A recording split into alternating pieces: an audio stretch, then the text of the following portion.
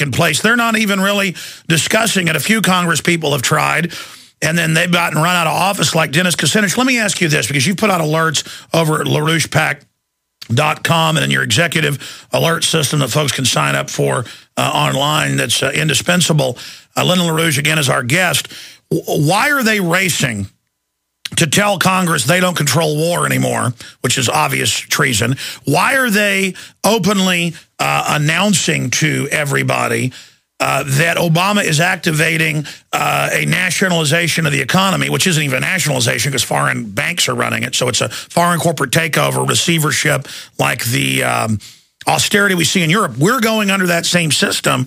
What is their plan? Why are they moving all of this into high gear?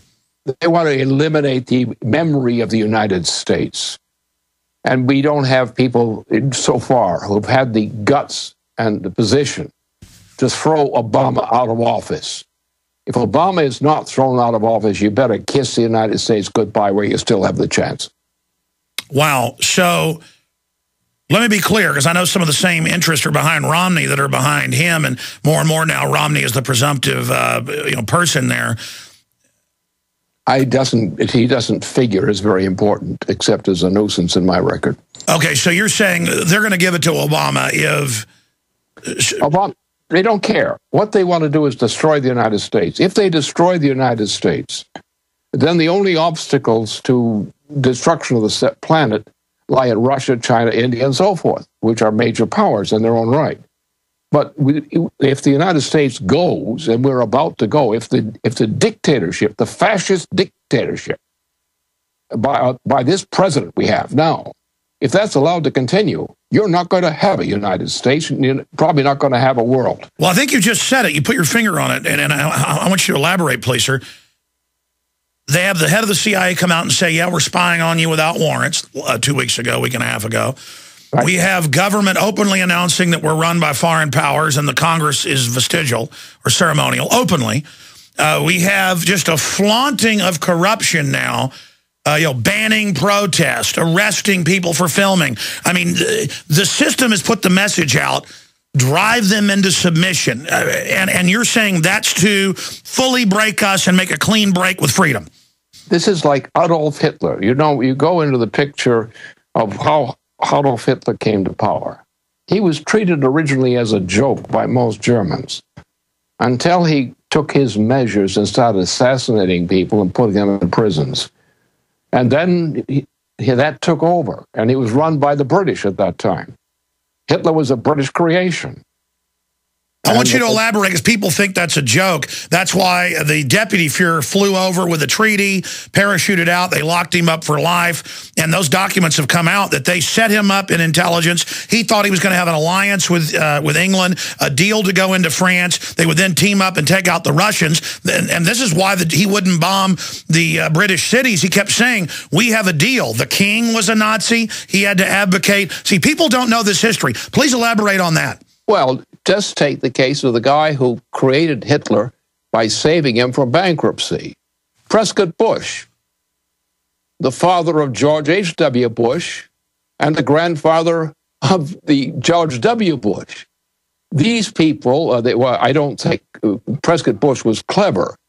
I don't think that George H.W. Bush was particularly intelligent. That was the irony of putting him in charge of the CIA was a very bad joke against the human species. And the drunken son, the dope addict, as president for 2 terms, it was not much help either. So we do have these inside jobs whose function is not to lead the world, but whose function is to make a mess of everything that should be done. Is that why Nixon wasn't a good guy overall, but they went after him to weaken the idea of a real president? No, he wasn't a real president. What you take the case, you say, we understand why the oligarchy ordered the assassination of John F. Kennedy. One of the reasons was to prevent him from stopping us from going into long wars in Asia. But then why did they kill Bobby, his brother, later? Well, Robert Kennedy was about to win the Democratic nomination for president. And by killing him, they cleared the way for Nixon. And Nixon was simply a dumb bunny, bad news. No, I know that, but why did they then set him up? They set him up. They set him up because they wanted to get, look what you got. You got after that, with a little adjustment, you got Carter. Carter was the living joke of American history. And you had the trilateral crew in there, total New World Order agents. Okay, so this oligarchy really thinks, because that's their plan, they're even selling, oh, nuclear wars are doable now. I see that in defense publications. Let's have a nuclear war. I mean, cook some hot dogs, on it. Nuclear war is not on the table anymore. Thermonuclear war. And people will talk about nuclear war. We're talking about thermonuclear war. You're right, thermal, excuse me, much more powerful. Yeah, we're not. It's not only that, it's qualitative. You're talking to a completely different kind of universal chemistry. I mean, it can be understood in general. And we can go to matter-antimatter systems. But before going to matter-antimatter systems, we're now at the point of thermonuclear weapons. And the thermonuclear weapon capability, which is represented best in terms of best quantity, best stability, is by what? It's by the Ohio-class systems, submarine systems. But if you start using that, remember, if you're trying to put Russia and China and India against the United States in particular, what are you setting up? These are thermonuclear powers, which means that the one who wants to start the war as a thermonuclear attack is going to go throw everything they can at a first shot at the targeted nations. And in a couple of seconds later, then Russia, China, and India are going to know that that's happened in their direction, and they're going to return the favor. Now, what is the planet going to look like after you get that kind of thermonuclear warfare exchange going on? You're not going to have food because you're going to be killing off the means on which, and you're going to create weather conditions from just that simple set of exchanges. But they're willing to do it because they have a fantasy of reducing the population and then emerging from their bunkers a few years later. It's worse. It's worse. What they're doing now, the British are operating, and it's the British. It's the British monarchy is the center of this, nobody else. Obama's simply a British puppet anyway. But the British monarchy is they think of themselves as an empire. They think of themselves as an empire in the tradition of the Roman Empire. It's called the oligarchical system. And this group is now operating on the basis that they are dead. If they try to function on a normal basis, they're finished. There's no chance for them. So how are they going to survive? If they can destroy the United States, destroy Russia, China, and so forth, without getting too much damage done to themselves, they can regain their empire.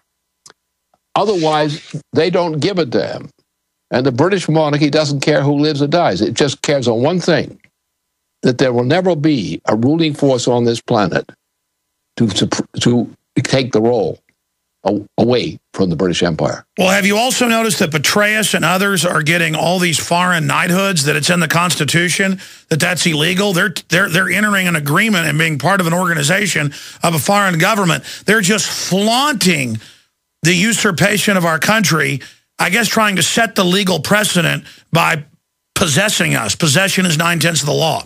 Well, you look at the Bush family. George H.W. Bush. He was one of the first to get one of these nice appointments as a British subject. And he went on to become president of the United States.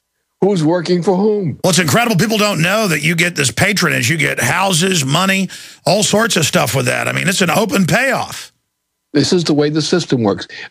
George Bush, H.W. Bush, is really nothing. I mean, as a man, he's nothing in terms of the standard of a leader of a nation.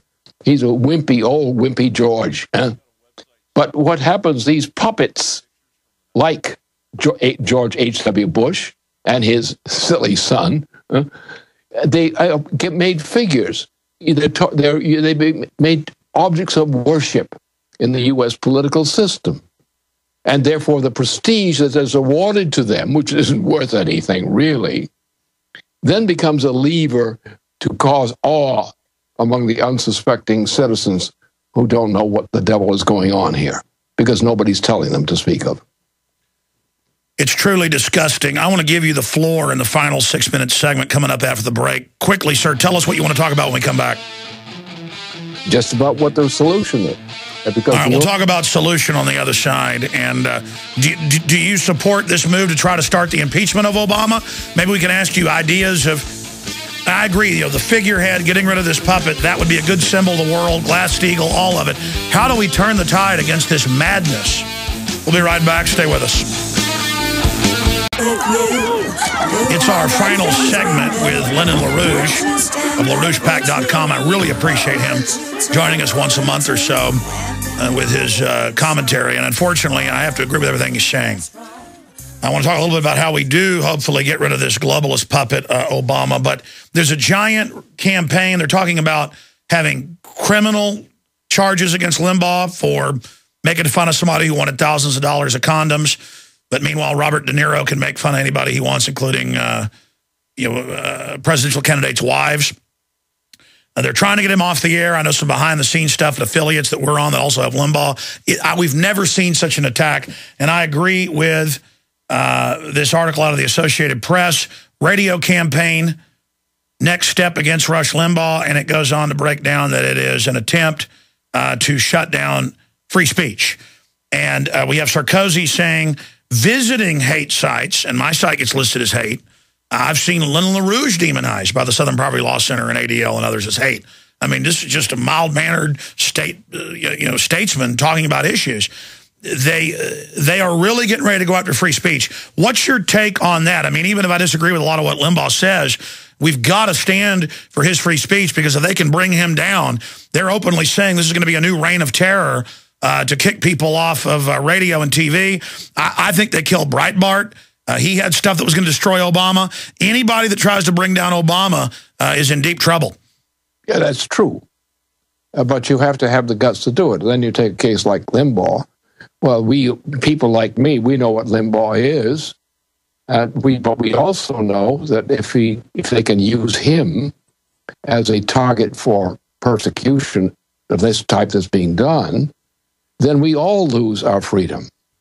And so therefore you let the guys who've got the kooky ideas and so forth, let them speak and get the truth out instead. I'm concerned about getting across the truth about what will save this nation.